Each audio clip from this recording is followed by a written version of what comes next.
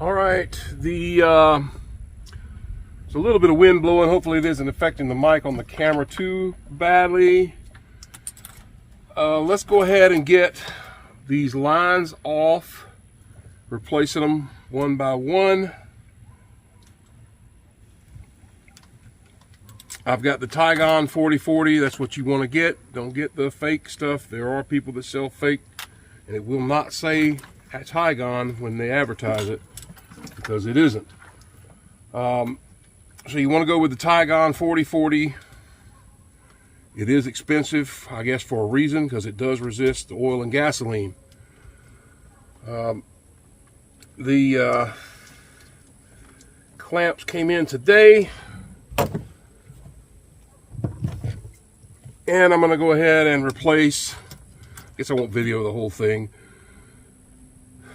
So you've got an Oetiker clamp, everything. I'll keep using these check valves, so that doubles the amount of Oetiker clamps, because you've got a clamp on either side of this. But basically that's what I'm doing next, is getting all the lines done, and then we will prime the oil pump. That's the next step in installing this GP1300R engine. The drill is running in reverse, because forward you will never, ever, ever prime your lines. And I'm hoping that's, yeah, it looks like it's going in there already. This will be my first line that primed. It should be. Yeah, you can see the oil going in. It's going into the check valve now. That's my shortest line, going to number 1 cylinder. We're waiting for her to see it come out the end. You can see it going through the other line there now.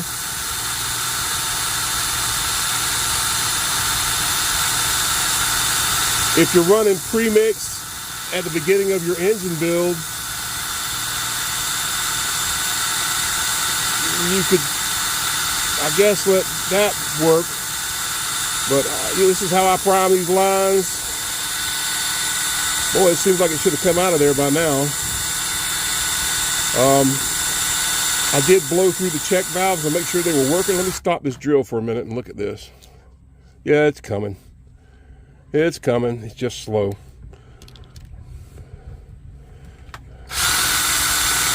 I have my throttle rubber banded into the wide open position.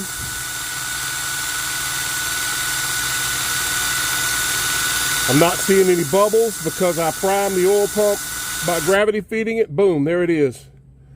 That line is primed. Now you can go ahead and put them, put a rag under it and go ahead and finish priming the others. But I figure I'll go ahead and hook this one up. I think that's Mr. Shorty.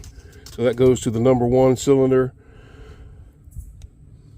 And let's see, this one goes to the number 2 cylinder, and then number 3 is down where you really can't see it from this camera angle. But that's how you prime your oil lines. Take that bracket that was above it off, because it kept throwing me off for trying to line the oil pump up.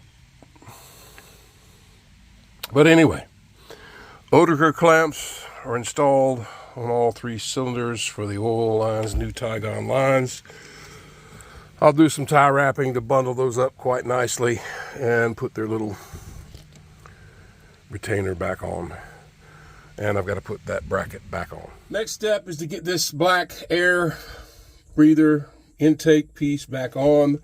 It's got 2 U-shaped pieces that fit on those rubber boots that are on the front of the engine, and then you've got to go in on that at the same time. It's kind of fun. And then the 1 bolt right there looks just like the ones that came off of the fuel injection system ends, except it's longer, and it goes in right here.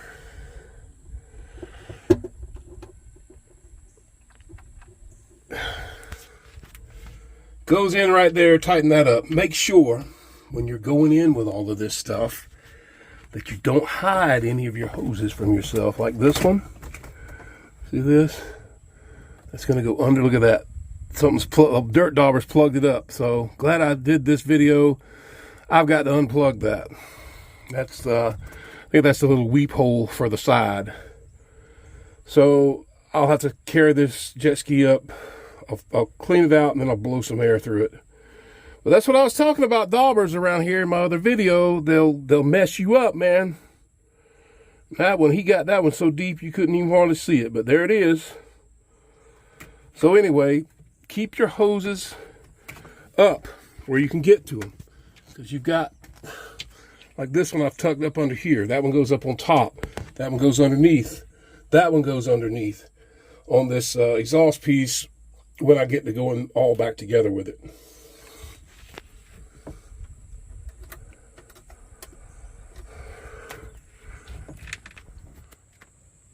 Remember, when you are going in with this, these two bolts have got to be in place. You cannot get them in after the fact.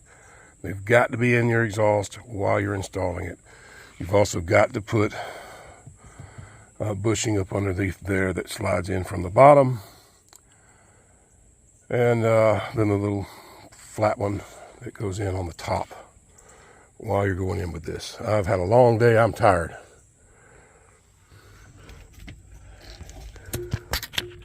Remember your little hose on the bottom, right there. Get your gasket in place. You've got the hose on the top right there. It just holds on with a tie wrap. Put your spacer under this before you get ready to set this exhaust. Two bolts are staged. You gotta have a universal to get those in place. All right. It is going back together. These are 40 Newton meters for these two. Remember, this is 26 foot-pounds for your two head bolts. 40 Newton meters. I'll have to see what that translates to. And then I'll get a torque spec for these four on the exhaust. I think at this point you can go ahead and put the power valve motor that hangs right here back on while you've got this other half of the exhaust out and plenty of room to work on it. I think it'll be fine putting that on now. So that's what I'm going to do next. Okay, I have the power valve motor cables are hooked back up. These bolts are tightened back down. These two hoses are tightened. I checked all my clamps. 29 foot-pounds torque is what the 40 Newton meters converts to. These are also 40 Newton meters, so 29 foot-pounds, 26 foot-pounds. I've got my motor bolted back up.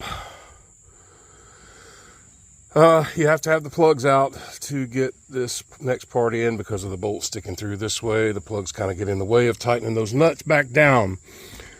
All right, so finally the exhaust, other half of the exhaust, rear half is going back in. I've got my Zerk fitting up out of the way. I've got my water fitting out of the way. I've got everything up out of the way to set this next part down in there. Everything's together. It's been a long day. Turns over, there's no spark. I never could check this one for spark before because it wouldn't turn over. If this needs an electronic box, it's going to cost a fortune. There's no spark. I do have all my wires hooked up as far as I can tell. The only thing I couldn't figure out was these two here. I'll have to go back and look at my videos. I'm too tired to finish it. I'm going to be busy all week, and it'll be a week before I can touch this again. All right, I just came out here and had been going over in my mind from my failure to get this to start the other night. I forgot to hook two wires up. Here's the GP1300R. I don't know if I'll get the dramatic smoke that I just got.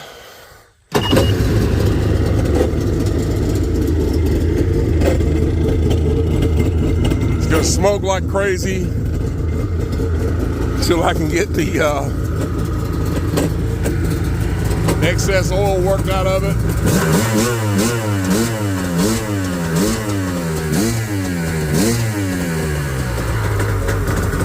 Success! We are running, and couple of things to do.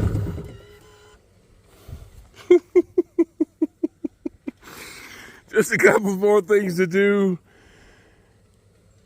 Thanks for watching Shadetreejetski. We got it going on. This thing's ready to roll. I'm missing, which I was missing from the beginning, this bolt with this little bracket like that holds this under there. I guess I could move it over to there. But we have a successful build. I'm very happy. It's always what you want to see when you are done. No adjusting carbs. Ready to roll. Loving it, man. Loving it, loving it, loving it. Thanks for watching Shadetreejetski. We'll see you in the next build video.